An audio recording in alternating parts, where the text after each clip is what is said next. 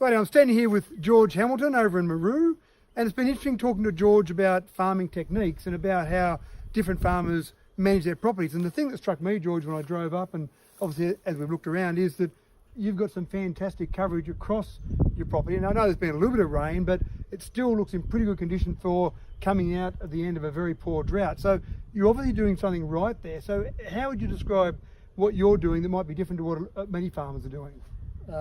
Well, we're suiting the livestock to the country.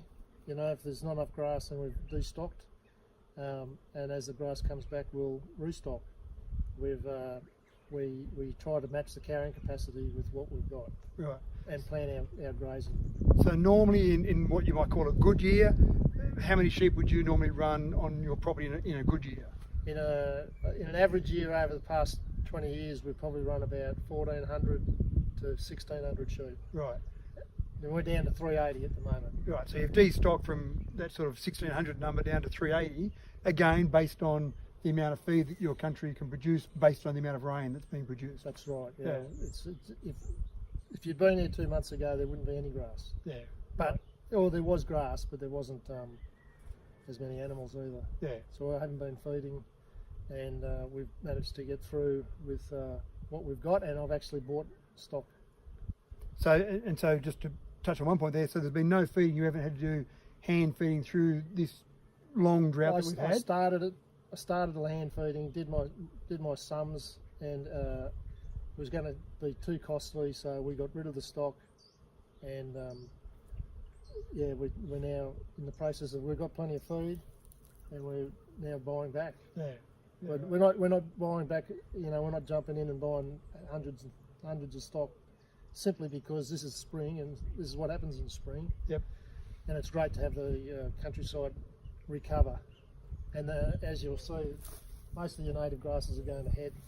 They know that they need to reproduce and all that sort of stuff. So it's all working with nature. Yeah. No, it looks good. I'm very impressed, and I've seen a few farmers that have been able to manage through this drought by doing things that I think are clever, common sense, I suppose, is part of it as well. But it's really important, I think, to just manage with the land you've got rather than try and work the land too hard or work it harder than it can be able to be produced by. I don't think you can work against nature. Nature just takes it all. If you know, like as we were talking about before, 2016 we had a wet winter. It was good. We had water, but you know, this year we've had no water and we've had very little grass up until now. So instead of, you know, flogging the country, we got rid of we got rid of breeding stock. We got rid of it, downsized as much as we could. Yep. Put the money in the bank, and now we're taking that money back out and buying more livestock to replenish. And it's also given us an opportunity to look at other things. Yeah, to really analyse what you're doing with your land, and is there something we could do better with this land rather than doing the same thing? That's right, yeah. I mean, working with nature's not going to be the same all the time. So it's looking like it'll be better. And with the markets, wool's exceptionally good, and we can go straight into weathers. Yep. Cattle market's a bit down at the moment. We might get some black steers or something like that. You know, it gives us opportunities. Yep. No, that's good. It's been fantastic, and again, I'm learning more and more about how people are managing things, and I'm very impressed with what you're doing here. So appreciate your time. Thanks for having me here for so long and showing me around. And you know, it's always a pleasure to show people around.